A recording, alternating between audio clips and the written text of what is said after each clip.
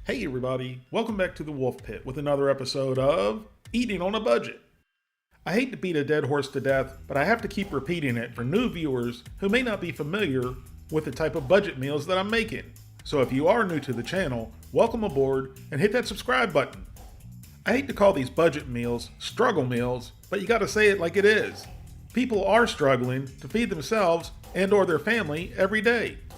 So my purpose with these videos is to ensure that everyone can feed themselves and or their family at least one meal a day. So with that said, the serving sizes aren't going to be huge, but you're going to survive a whole lot longer with a little bit of something in your stomach than nothing in your stomach. The ironic thing about today's so-called struggle meal is that regardless of your income, everyone eats this, or at least they have once or twice in their lifetime. If they haven't, they've been living under a big rock. And it starts with a very inexpensive, delicious, and nutritious ingredient: dried beans. Beans in general are not only nutritious and delicious, they're also very entertaining. So it's a 2-for-1 on this meal. You get dinner and a concert. Besides being nutritious, delicious, and inexpensive, beans more than double their size after you cook them. So if you start off with a 1-pound bag of dried beans, that's 2 cups of beans. But once you soak those beans, you end up with 6 cups of beans. And a 1-pound bag of dried beans costs right around $1. So right there alone, for right around $1, you have food to feed your family. If you happen to have leftover vegetables or meat, you could also add them to the beans. You can buy some other ingredients to really kick up the beans.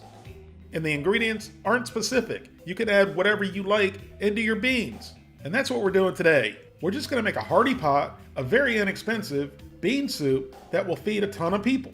In a few previous videos, I had some knuckleheads tell me that I was lying about the price of these meals. So this list is for you, the knuckleheads. Don't ever question my integrity.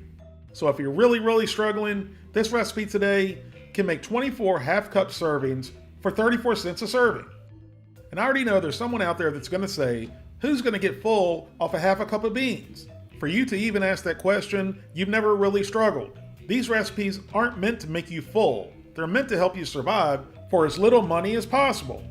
Well, like I said, at least at one time, this was one of the cheapest budget meals I've ever made. But that was a little over 2 years ago. And it's still a relatively very cheap meal. And the thing is, the prices didn't drastically change. But the prices that did change, you wouldn't expect them to change. And the thing is, during inflation, the price of goods and materials goes up while your salaries stay the same. So realistically, even though the price increases aren't astronomical, if you were struggling and living on a budget 2 years ago and your salary hasn't increased, but the price of goods has, now you're struggling even more, no matter how minute the price increases are.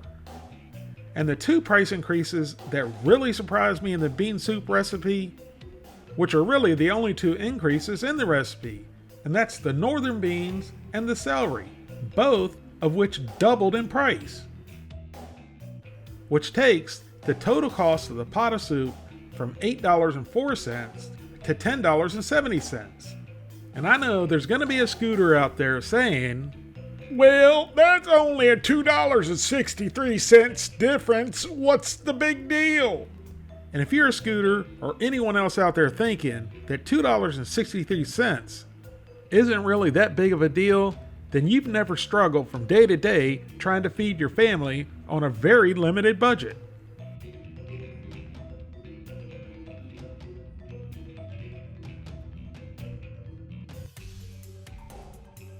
So I'm going to start by pouring a 2-pound bag of dried northern beans into a pot.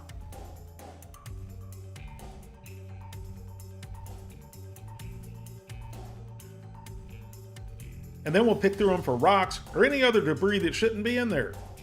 And then we'll take them over to the sink and rinse them off. And then put them back on the stove and fill the pot with water, at least 2 times as much water as you have beans. Once these beans have soaked, I'm probably going to have to switch to a bigger pot, but we're going to wait and see. Now give them a good mix and turn the heat up on high and bring the beans up to a simmer. Once everything's come up to a heavy simmer, give it a mix, turn the heat off, put the lid on the pot, and let it sit for about 2 hours. You can let the beans soak for less time or more time. This is just the way I normally do it. You can also just put them in a pot of water overnight. But technically, you don't even have to soak the beans. You can put them in a pot with sufficient liquid and start cooking from there. Here's what our beans look like after sitting for 2 hours. And you can tell they've soaked up pretty much most of the water and more than doubled in size, which leaves me no room to add the other ingredients.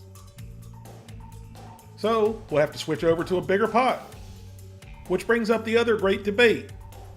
Do you save the water that the beans soaked in, or do you dump it out and add new water? Some people say if you drain the water and add new water, it will reduce the gas you get from the beans. And my reply to that statement would be why? Why on earth would you want to reduce the gas in the beans? You're taking half the fun out of eating the beans. I never dump it out. I leave it in and add more water as necessary. There's flavor in that water, especially if you don't have enough money to buy meat. So once the beans are soaked and we transferred them to a bigger pot, we added a couple teaspoons of fresh, homegrown minced garlic, straight out of the jar. If you don't have fresh garlic, use granulated garlic. And then add some carrots, sliced or diced, and then some chopped onion, chopped celery, and a few bay leaves, if you have them. If you don't, it's not a big deal. Now give it all a good mix. If you noticed, I haven't really added any seasonings yet, which brings up another debate, is whether salt will toughen your beans or not. In my experience, adding salt before the beans are finished cooking, it does toughen up the beans. You may disagree. That's just in my experience. But feel free to add whatever seasonings you like in your beans. Just in my opinion, I'd hold off until later to add any salt. Once everything's mixed together and happy, add any kind of smoked meat or regular meat you like. My first choice of meat to use in a pot of beans is always going to be smoked pork ham hocks.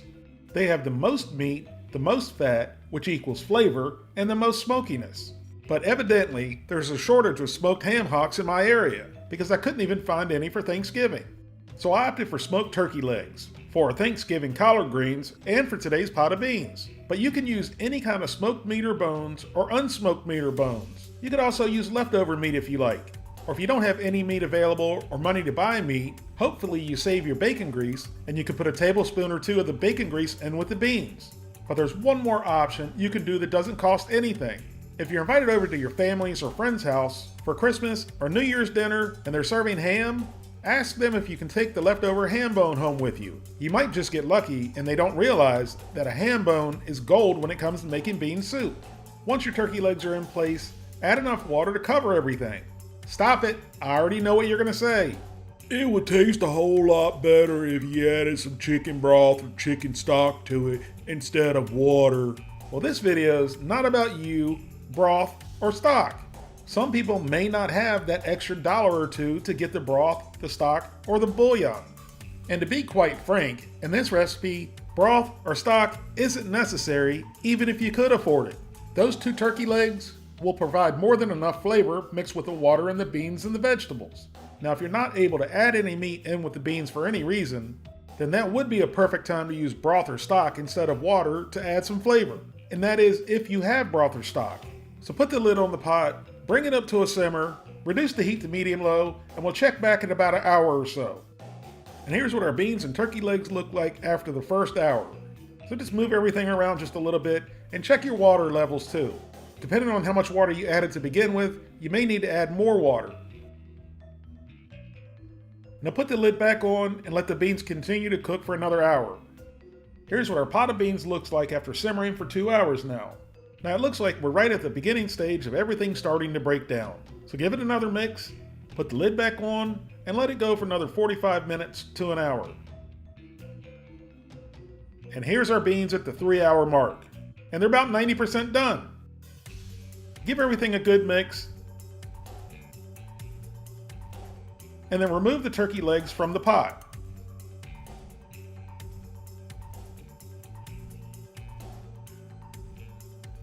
And then remove all the meat from the bones. And then once you've gotten all the turkey meat off the bones, add it back in with the beans. and you'll notice Mrs. Wolfpit is picking out some of the pieces of cartilage that look like little bones. You really want to be careful of those because they're real easy to miss, and they're a choking hazard, especially if you have little kids.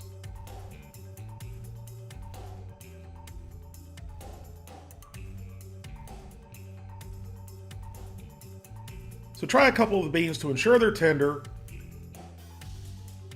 And then once they're tender, you can add some salt and other seasonings that you like. And I'm just sticking with the basics and using some Lowry seasoning salt. Use whatever seasonings you have to spice it up to your liking.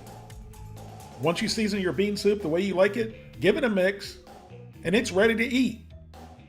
But I like mine a little bit thicker than this, so I'm gonna let it cook for another 30 minutes without the lid on. After simmering for the final 30 minutes, our soup is thickened up nicely, and now it's how I like it. Now grab a ladle and let's get some in a bowl.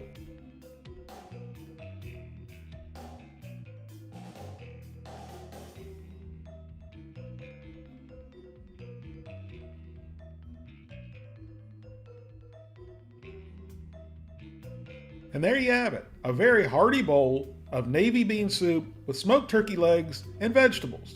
Enjoy this with a couple slices of bread, or cornbread would be even better if you're able to. Now in the beginning of the video, I said you could make 24 half-cup servings for 34 cents each for a total of $8.04. Now that would have to be done under really hard, harsh times.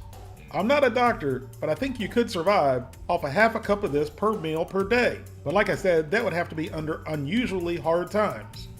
So if you double the portion size to 12 one-cup servings for 67 cents a serving, I think that's more realistic. But then if you triple the serving size to 6 1.5-cup servings for $1 a serving, I think that's the most realistic size serving. The bottom line is, this hearty, stick-to-your-ribs, nutritious, delicious, and inexpensive meal only costs $8.04, no matter the serving size.